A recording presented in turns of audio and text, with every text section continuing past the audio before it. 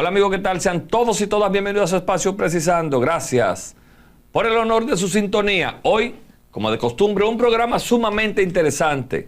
Vamos a hablar de una importante obra que se dio inicio el pasado jueves en la provincia de Puerto Plata, con la presencia del presidente Luis Rodolfo Abinader.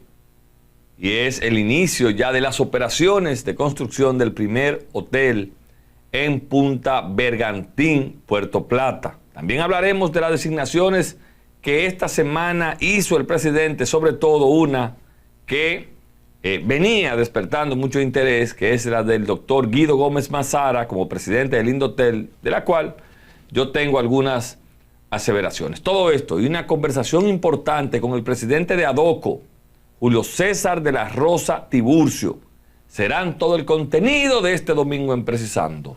Todo esto después de la pausa.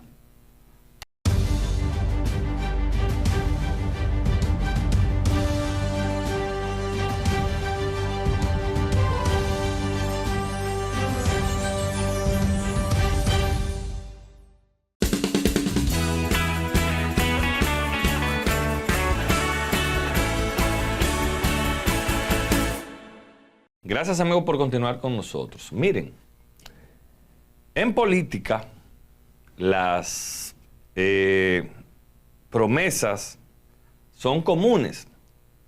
Y son comunes más cuando se hacen en áreas que mucha gente cree no van a tener oportunidades, donde la esperanza es lo más que tiene una sociedad y así. Y lo digo porque en su primer cuatrenio, el presidente de la República, Luis Abinader, tuvo una visión importante sobre un área, una porción de tierra productiva para el turismo en Puerto Plata llamada Punta Bergantín. Y esa visión llevó al presidente a ofrecer una serie de desarrollos, una serie de oportunidades y de facilidades para lograr ese objetivo de que Punta Bergantín en Puerto Plata se convierta en un destino turístico importante, de alto nivel. Y para ello instruyó al entonces administrador general del Banco de Reservas, Samuel Pereira, hoy presidente ejecutivo, a que negociase esos terrenos que eran propiedad del Banco Central de la República Dominicana para que el Banco de Reservas adquiriera como tenedora esos terrenos y ponerlos a la disposición de un fideicomiso para la elaboración de proyectos inmobiliarios con características de hotelería para por fin desarrollar Punta Bergantín. Y el pasado miércoles eso fue una realidad. El presidente Luis Abinader, en compañía del ministro de Turismo David Collado, que ha hecho una gran gestión, en compañía del presidente ejecutivo de Banreservas Samuel Pereira y en compañía de los empresarios españoles del grupo Martinón y de la cadena Haya, dieron por primera vez inicio al primer palazo para iniciar el primer hotel con vocación turística nacional e internacional de la cadena Haya. Y qué bueno que por fin se está retomando la intención, porque hay que decirlo, que con los cruceros se ha vuelto la esperanza de que Puerto Plata retome su luz en el turismo. Y qué bueno ahora que en adición a esto, el presidente ha instruido a dar todas las facilidades sin salirse de los marcos legales de cuidado de medio ambiente y demás, para empezar a hacer un ancla entre el puerto de Amber Cove y Punta Bergantín. Eso se llama tener una visión clara a futuro de lo que se va a convertir en San José de los Llanos, en Puerto Plata, esa área de muchísimos metros, creo que son 9.3 millones de metros para desarrollo turístico inmobiliario, para oficinas en las cuales se pondrán en servicio, óigase bien, un plan, ya hay un plan de desarrollo para 1.500 habitaciones residenciales, 4.000 habitaciones hoteleras, para oficinas, para estudios de desarrollo cinematográfico. Es decir, cuando usted ve que en un área de alto impacto, de alto nivel, usted va a tener 4.000 habitaciones hoteleras, 1.500 habitaciones residenciales, es decir, villas, apartamentos con vocación de vacaciones para familias, que usted va a tener estudios de cine allí, donde los profesores podrán venir, podrán vivir en un espacio adecuado, donde usted va a tener campo de golf con la más alta campo de golf con la más alta tecnología y el más amplio cuidado. Te indica a ti que en esta oportunidad allí se está haciendo lo correcto para que de una vez y por todas se tenga una adecuada zona. Y ustedes verán los miles de empleos directos e indirectos que se van a sacar de allí. Ustedes verán a partir de mañana, lunes, cuando empiecen esos equipos a trabajar, cómo cambia la vida de San José de los Llanos allá en Puerto Plata. Ustedes verán cómo se va a ver el movimiento económico, cómo familias que quizás tienen muchos años sin trabajar van a poder tener su negocito, van a vender su comida, van a abrir su colmadito. Pero lo más importante es que el Infotet, por ejemplo, que allá pude ver a mi amigo, el director del Infotet, ya tiene el plan para construir una escuela de hotelería. ¿Y qué significa eso? Que esos jóvenes de la zona, no solamente los de Puerto Plata, porque yo entiendo que va a faltar mucha gente, pero los de Sosúa, los de Santiago, los de Montecristi que están ahí, los de Valverde y en la provincia completa, como me apunta Misael, de Puerto Plata, Sosúa, Cabarete, y todos tendrán la oportunidad de estudiar y quedarse a ejercer esos conocimientos en su tierra. Que esa ha sido la idea en Pedernales. Y fíjense que por primera vez, y esto hay que decirlo, por primera vez se decide empezar el desarrollo turístico, en dos polos, que nadie le había puesto atención. Pedernales, Bahía de las Águilas y ahora en Punta Bergantín. Y yo celebro, yo saludo ese compromiso del presidente Luis Abinader, porque a decir verdad, no todo el mundo le había puesto caso a eso. En el caso de Bahía de las Águilas, yo creo que todos los gobiernos de una manera u otra jugaron su papel, pero este fue el que asumió el papel y la responsabilidad y el compromiso de despegar de una vez y por todas Pedernales.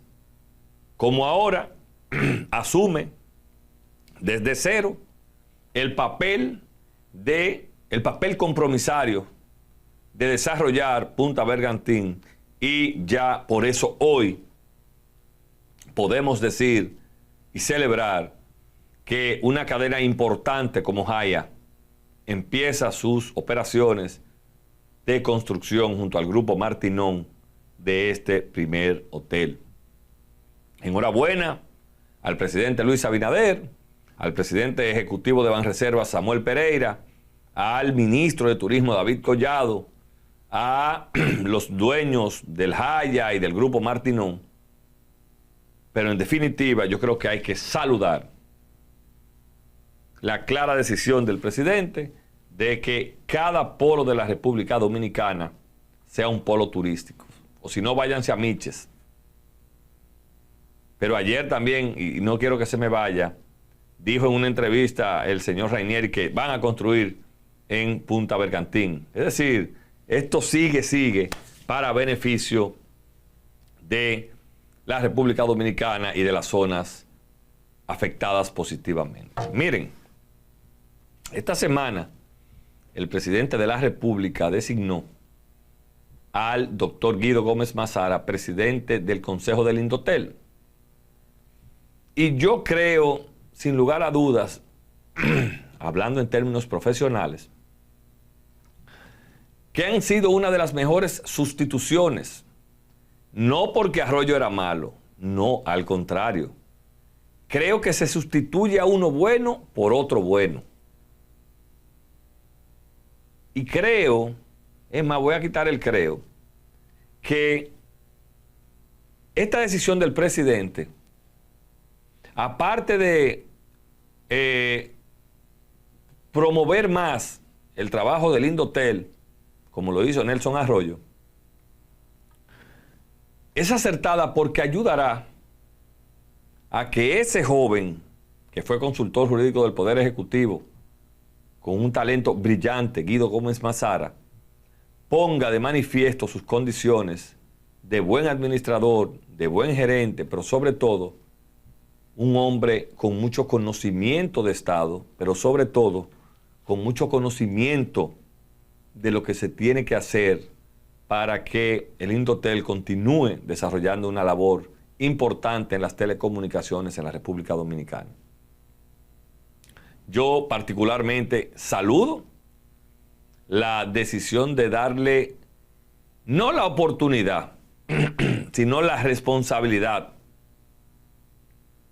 de poner de manifiesto junto a su equipo sus cualidades. Y los que lo conocemos sabemos que el doctor Mazara, Guido Gómez Mazara, asume los compromisos, pero sobre todo es muy exigente consigo mismo. Y esa forma de Guido, que ya es un hombre mucho más maduro y demás, a mucha gente no le gustaba, pero mucha gente no lo interpretó. Es difícil dejarse narigonear para cosas mal hechas y demás. Eso no lo permitía, siendo un muchacho. Imagínense ustedes ahora, donde ya es un político acabado, con aspiraciones concretas, que eso es otro hándicap para que lo haga bien. Yo creo que todo aquel que quiere que la sociedad lo pondere en algún momento y tiene la oportunidad de servir como servidor público, valga la redundancia, siempre estará comprometido con hacerlo bien. Y sin lugar a dudas, los pocos temas que podamos tener en telecomunicaciones que resolver, el doctor Guido tiene la capacidad para consensuar y ponerse sobre un escritorio, una mesa redonda, con los actores de las telecomunicaciones en la República Dominicana. Y un gran reto es darle continuidad y finiquito a la digitalización de la televisión en nuestro país, que se avanzó mucho.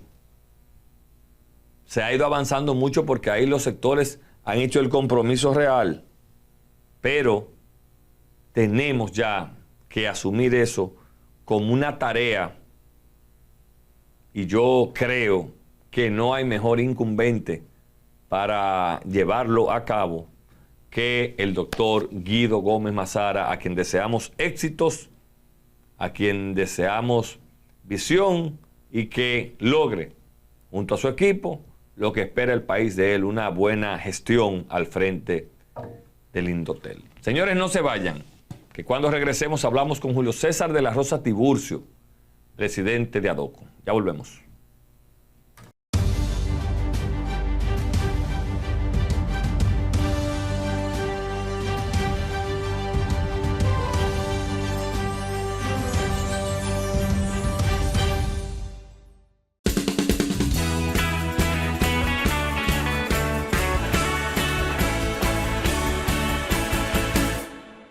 Como habíamos anunciado, nos acompaña Julio César de la Rosa Tiburcio. Él es el presidente de ADOCO. Con Julio César vamos a hablar temas importantes. Tengo que decir que lo teníamos la semana pasada y decidimos por un tema, ¿verdad?, hasta estratégico, dejarlo para este domingo para analizar en amplio temas, reformas y demás. Julio César, buenas noches. Buenas noches, Luis, que complacido de poder conversar contigo y con la teleaudiencia. A Julio César a mí nos une una gran amistad de mucho tiempo por dos grandes amigos, que yo sé que los dos no están bien. Así es. Don Roberto Salcedo y Miguel Medina. Así es, sin dudas. No podemos pedir mucho más a usted y yo. Tenemos dos buenos amigos ahí. La vida nos ha bendecido realmente. Julio César, contigo vamos a hablar muchos temas, dentro de los cuales se han ido debatiendo, ¿no? Y ya incluso algunos han sido ya sometidos a la consideración del Congreso Nacional. Pero mi primera pregunta, tu evaluación, términos macro, del primer cuatrenio del presidente de la República, Luis Abinader, que expuso el domingo pasado. Mira, yo creo que haciendo una evaluación que se aproxime a lo que es el aspiracional de todo candidato que en campaña hace propuestas y que al llegar al gobierno pues tiene la oportunidad de materializarla, vemos que siempre habrán algunas que por una razón u otra no se pueden materializar. Sin embargo, creo que parte de lo que prometió en campaña el presidente Luis Abinader, como la designación de un procurador general de la República o procurador en este caso, que no perteneciera al partido de gobierno, como siempre ocurría, que era un dirigente político que iba a esta instancia de tanta importancia para la persecución de los crímenes y delitos. Y en eso pues cumplió, y la lucha contra la corrupción, que tal vez no se logró en este cuatrenio una sentencia que pueda servir de ejemplo para las futuras generaciones y sobre todo que lograra sancionar a los infractores, pues evidentemente que puede considerarse como una de las notas que no se acercó a lo que era la aspiración. Usted está diciendo que en términos de lucha anticorrupción, desde el gobierno o hacia actos que se habían cometido en el pasado. En ambas direcciones, porque tanto los casos que se conocieron de funcionarios de la pasada gestión están ventilándose y no ha habido ningún resultado, y también hay casos del gobierno que terminó el pasado 16 de agosto que debieron también ventilarse y no ocurrió, varios, y no se tiene respuesta de uno ni de otro. Creo que en ese aspecto, en lo que fue la promesa de lucha contra la corrupción, pues la evaluación quedó por debajo de lo que era el aspiracional del presidente, porque debemos hacer la distinción.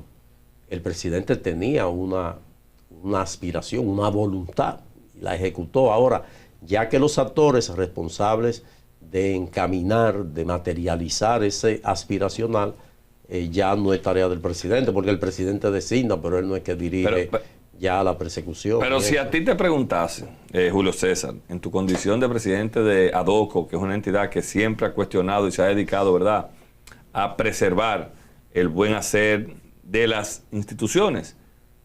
Si a ti te preguntasen, ¿hemos avanzado en materia de transparencia y de anticorrupción en la República Dominicana en los gobiernos de Luis Abinader? hemos avanzado no como desearíamos, porque realmente se tiene la instancia, la institución de lo que debe ser un gobierno transparente. Las instituciones están obligadas a cumplir con el mandato de la ley, en este caso la ley 200-04 de libre acceso a la información. Lo mismo que todas las informaciones que deben tener los portales en el renglón transparencia, se cumple con ello. En lo macro, pues evidentemente que se está cumpliendo con la ley porque se coloca. Ahora, no se coloca en muchas instituciones informaciones de calidad que pueda ser digerible por parte del ciudadano de a pie. ¿A qué usted se refiere con eso de calidad? Por ejemplo, te colocan la ejecución presupuestaria todos los meses, pero es una información gruesa que tú no tienes cómo verificar que realmente cuando te ponen en el renglón combustible 50 millones de pesos en combustible y no se desglosa, tú no tienes una información de calidad, tú tienes una información totalmente gruesa. Cuando dice una institución que paga o que se ejecutó en el presupuesto 100 millones de pesos en viático, para citar un caso, pero si no te dan el desglose... Te dice que no me pongan viático, sino que me pongan en viaje. Claro, un desglose de eso. Entonces, se cumple con el mandato de la ley, se coloca la información, pero no se dan detalles. Pero también, tú solicitas la información y no te entregan la información solicitada, no te entregan la... Pero el presidente se pronunció en torno a eso. Bueno, es que es un indicador de que no se está cumpliendo. Pero también de que hay un compromiso. Un indicador de que no se está cumpliendo, porque el presidente no debía por qué llamar la atención a los funcionarios para que entreguen la información, porque la ley lo dice. Entonces, ¿qué ocurre? Que cuando el presidente toma esa decisión es porque ya ha encontrado todas estas quejas que se han producido, y eso es plausible. Pero eso es un punto de avance para el presidente. Para el país. No las Julio César, porque antes no se usaba eso. No, me refiero es que el tú lo que ves de la ley, lo que no ves bien es que haya que mandarlo a cumplir la ley. Claro, porque deben ayudar al presidente, porque si el presidente le da, le pone en conocimiento que ese es su compromiso y no se cumple, y él tiene que salir a decir, no debería ser. Para continuar en el mismo ámbito, el presidente, y usted muy bien lo pondera desde el primer momento, en campaña, en su gobierno y ahora, ponderó la posibilidad de que la Procuraduría no estuviera en manos de un miembro de un partido, incluso haciendo hasta una mea culpa, porque el PRD en su momento tuvo una Procuraduría que dirigía Virgilio Bello Rosa, que con esto yo no le quito ninguna... Yo tampoco. Ningún mérito, porque yo a políticos no le quito mérito, pero bueno. Por la condición de político no le invalida. Eso fue un compromiso del presidente y lo logró. Ahora bien, ¿cómo usted evalúa esa intención y ese trabajo que desde la Procuraduría ha hecho doña Miriam Germán, Jenny Berenice y el señor Camacho?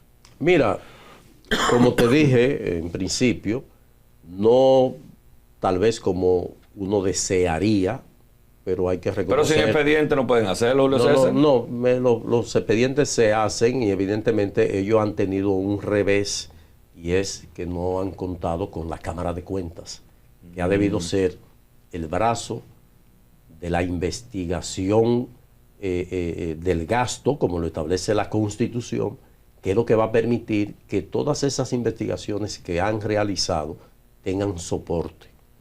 La intención, y particularmente reconozco la labor de doña Miriam, de Jenny Berenice y de Camacho, que han tenido, sin lugar a dudas, una tarea ardua, prácticamente a mano pelada, de realizar investigaciones. ¿Cómo usted dice a mano pelada? Sin ningún tipo de expediente y recursos. No, recursos como para poder desarrollar sus actividades, sus acciones, porque dependen de otras instancias que están rezagadas. Bueno, pero tal vez ahora, como es el caso, no, para citar un caso, los casos que se están ventilando en justicia, que el Ministerio Público tiene las informaciones que provienen tanto de testigos que participaron de los procesos y que han sido incorporados como testigos por negociaciones que ha realizado la Procuraduría, el Ministerio Público, que forma parte de lo que establece el Código Procesal Penal. Y, en consecuencia, debía tener un aval o un soporte que debió entregar la Cámara de Cuentas.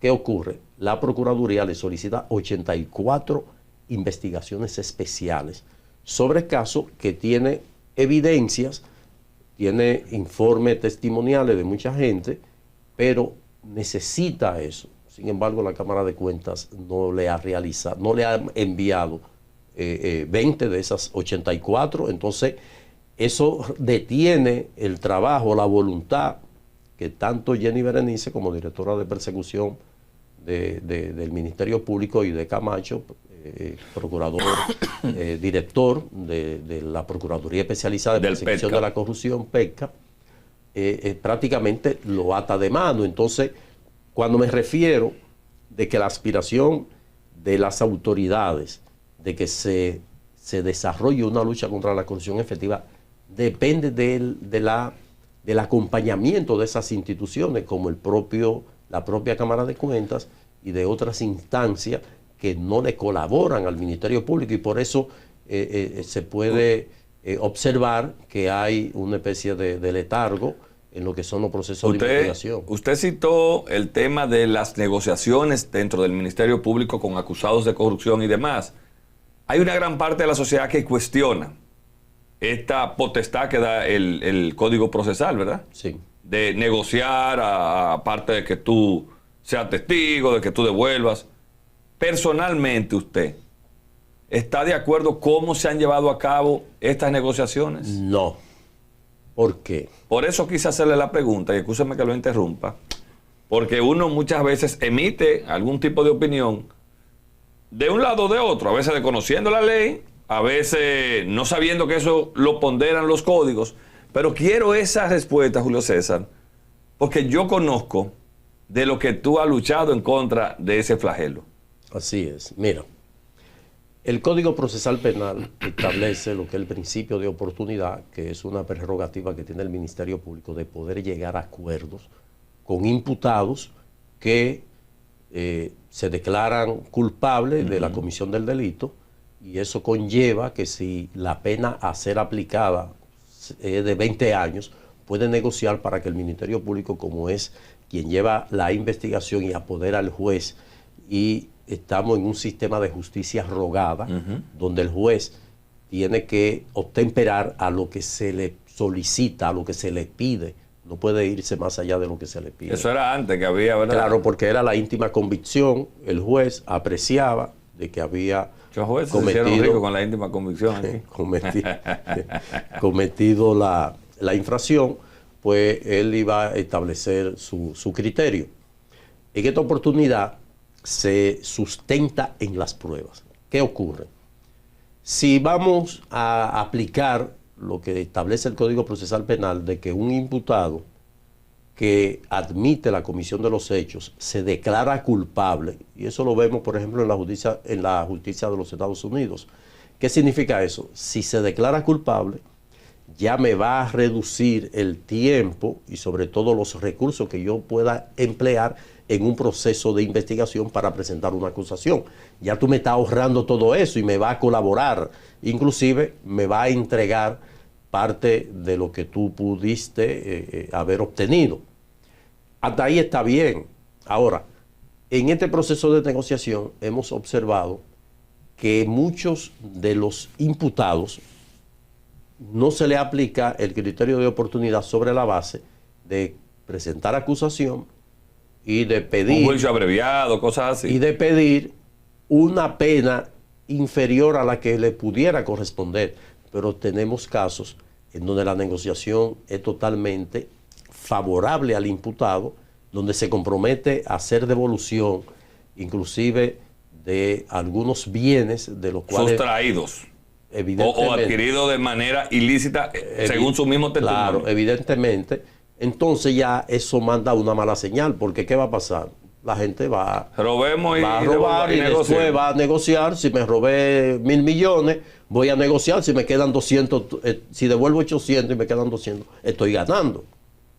Entonces, ahí no se corresponde con la esencia, con el espíritu de lo que dispone el Código Procesal Penal. No somos contrarios a que se llegue a acuerdo. Ahora, vamos a llegar a acuerdo, va a recibir una pena inferior a la que te corresponde. Usted lo que dice, usted puede llegar a un acuerdo, pero que tenga algún nivel de consecuencia, no solamente económico. Claro, totalmente, porque inclusive puede ser condenado a una pena y suspenderle la prisión. Que quede ese récord ahí. Pero ahí está, eso queda en archivo.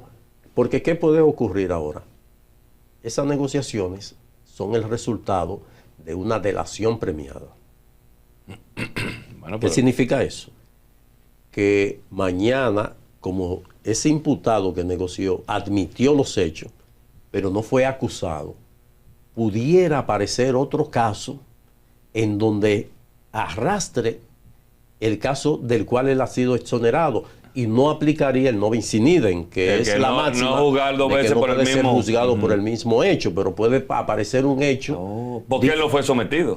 No fue sometido, pero él admitió en una declaración de que sí, que él participó del entramado. ¿Qué tan eficientes son las delaciones premiadas? Te hago la pregunta, amarrada de la otra. Acabamos de ver una sentencia de la Suprema Corte de Justicia donde descarga en su totalidad a los principales acusados en el caso de Brecht en la República Dominicana. ¿Por dónde le podemos sacar provecho a esas delaciones? No, es que lo demostró el propio caso de Brecht llevado en Brasil. Pero también... todo el mundo suelto en Brasil, en todos lados. Los testigos que iban a servir para sostener esa delación premiada, cuando vinieron aquí decían, yo no sé, yo no conozco yo no estaba ahí, yo no lo conozco, yo no lo vi, yo no vi, en fin. Entonces eso es complejo porque mientras están al frente del Ministerio Público, que tiene el control de la investigación y es quien le tiene el yugo encima, ellos ofrecen todo y dicen todo. Ahora, cuando van a un juez donde ya están... donde es que tiene validez el testimonio. Donde están totalmente... inmunizados ante el Ministerio Público. Ya ellos varían su versión. Y sobre todo, que es lo más peligroso de todo esto, es que ya hay referente, y esa propia sentencia así lo establece, de que las delaciones de un testigo debe ser controvertida. O sea, es decir, te está diciendo tú dices que hay que demostrar que eso es verdad. Totalmente, o sea, no se vale por sí sola. Pero eso me preocupa más porque hay uno de los casos que hay un testigo estelar, que el hombre se ha despachado dando detalles y demás. Todo eso tiene que probarlo. Naturalmente, porque eso está en una etapa donde se está valorando la prueba. Okay. El juez, en un momento determinado, puede apreciar o no una prueba. Ahora, ya en el fondo, tiene que ir a la Julio César, dentro de los puntos de la reforma que plantea el presidente, hay dos importantes. Hay uno que se dejó fuera, que era lo del Consejo del Ministerio Público, que creo que fue una decisión atinada del presidente, escuchar, que eso es una virtud. Y la otra es sacar del Consejo Nacional de la Magistratura al procurador o procuradora y eventualmente, se dice, sea elegido por las altas cortes, por el Consejo Nacional de la Magistratura. ¿Tu opinión sobre eso? Bueno, mira... E inamovilidad por 2 años, perdón. Esa propuesta nosotros la habíamos hecho en el 19.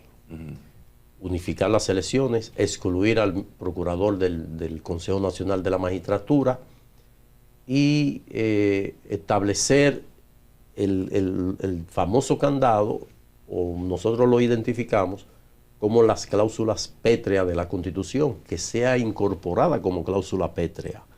¿Qué significa una cláusula pétrea? Explíqueselo al público. Que no hay forma de modificarse la Constitución a menos que sea una hecatombe, que venga una revolución, que se vaya algo de cosa mayor. Efectivamente, no, que cambie el sistema, porque una cláusula pétrea es que no puede modificarse la Constitución de la República para cambiar la forma de gobierno. Correcto. Entonces, en esa misma cláusula se puede establecer de que la Constitución no podrá modificarse para cambiar los periodos de elección o de duración de un presidente de la República, y que luego de cumplirse esos 2 periodos no puede presentarse jamás. Entonces, lo del procurador ser elegido por el Consejo. El Consejo Nacional, yo hubiese preferido que sea el Senado de la República por terna del presidente. O sea, el presidente hace un proceso de evaluación. Pero en este país, usted sabe que si el presidente somete a una gente al Congreso, van a decir, eso es porque es del PRM. Pero lo mismo va a pasar en el Consejo Nacional de la Magistratura. Pero es más equilibrado. Porque hay 2 representantes que no tienen razón de estar en el Consejo, que es el presidente de la Suprema y el juez de la Suprema. Porque no, y también, claro, tú le estás dando una condición al presidente de la Suprema de quien va a ser el representante de la sociedad ante la Suprema Corte de Justicia. O sea, su jefe. Claro, y no solamente eso, sino que los únicos que no fueron electos por el voto popular son el presidente de la Suprema y el juez de la Suprema. Lo que significa que yo preferiría que se lleve a una tercera mayoría en el Senado y en la Cámara de Diputados para que los 7 miembros del Consejo Nacional de la Magistratura sean funcionarios que recibieron el mandato de una elección. ¿Qué ventaja hay ahí? ¿El compromiso? No el compromiso, la legitimidad de quienes tengan esa capacidad sean actores que recibieron el voto popular, no una designación, que era lo que ocurría con la... o sea, tú estás integrando a 2 miembros que son parte del Consejo. Hay algo que me llama la atención. Entonces, a la hora de la hora, si Luis Henry decide no presentarse, ¿verdad?, cuando termine su mandato, ¿él va a evaluar a los jueces que van a aspirar? Efectivamente. O sea, ya tú ves por dónde va la contradicción. No solamente eso, que él es el dueño del voto del otro Supremo que está ahí representando que es el secretario. O sea... ¿El secretario vota?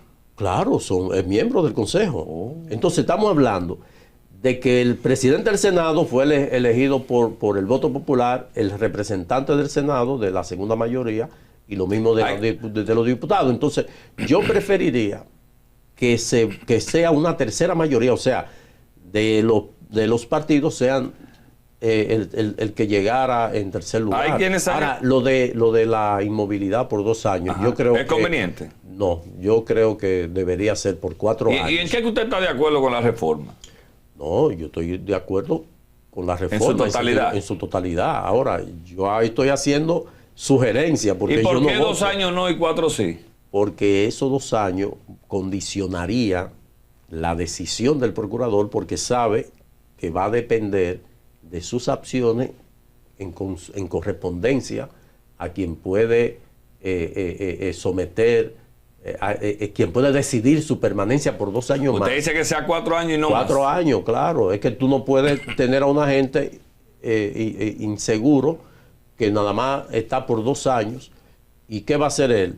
Puede entonces buscar cómo satisfacer cualquier demanda del presidente de la República para que lo confirmen por los próximos 2 años. Finalmente, el Código Procesal Penal sigue en el aire. El Código Penal. El Código Penal, perdón. ¿Qué tú crees vaya a pasar ya en esta legislatura? Eso debería excluirse las 3 causales, que es lo que tiene empantanado el Código, a una ley especial, en vista de que la Constitución de la República establece que no puede practicarse las 3 causales que están demandando y que es lo que tiene empantanado el código penal. En tu experiencia de los últimos 3, 4 gobiernos, ¿tú entiendes ha sido el que más indicio ha dado de trabajar la transparencia? Bueno, hay que reconocerle al presidente Luis Abinader que tiene una voluntad con el tema de la transparencia, tiene un compromiso, y de hecho, aunque no han sido procesados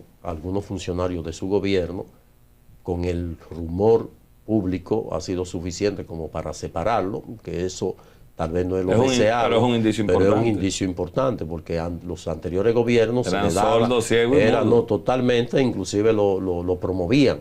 Entonces eso particularmente nosotros lo reconocemos del presidente.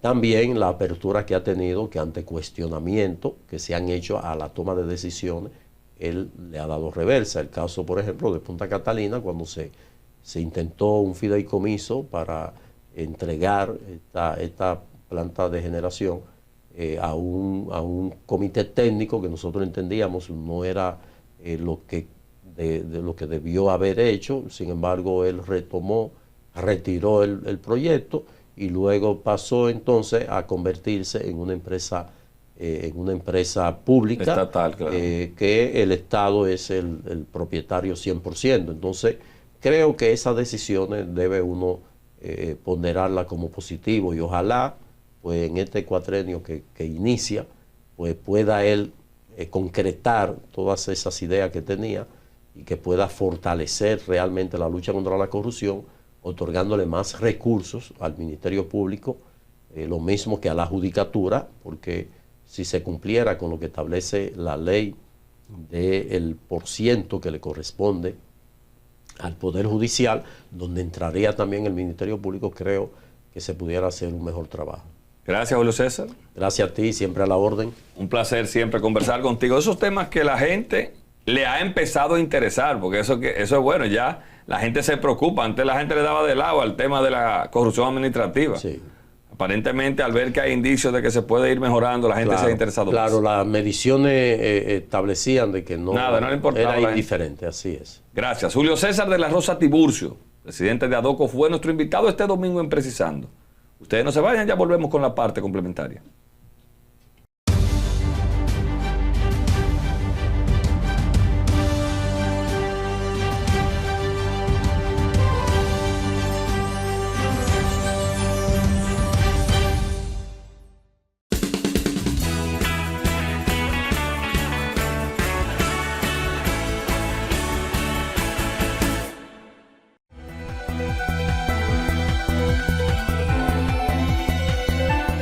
El presidente Luis Abinader encabezó el primer palazo que marca el inicio de la construcción del acceso público a la playa Punta Bergatín y del Hotel Hyatt Lara, donde aseguró que hoy inicia finalmente el relanzamiento de Puerto Plata.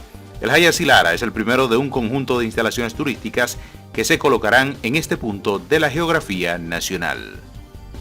En otra información, una comisión bicameral tendrá a su cargo estudiar el proyecto de ley que declararía la necesidad de la reforma constitucional y ordenaría la reunión de una Asamblea Nacional Revisora con este propósito.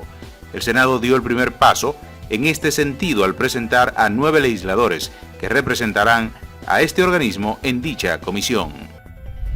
En el plano internacional, el expresidente haitiano Michel Martelly abandonó Estados Unidos tras haber sido informado de la sanción que le impuso la Oficina de Control de Activos Extranjeros, según un medio haitiano. Michel Martelly fue acusado de abusar de su influencia para facilitar el tráfico de drogas como cocaína hacia Estados Unidos, de participar en el lavado de dinero proveniente de la droga, de colaborar con narcotraficantes haitianos y de apoyar a varias pandillas.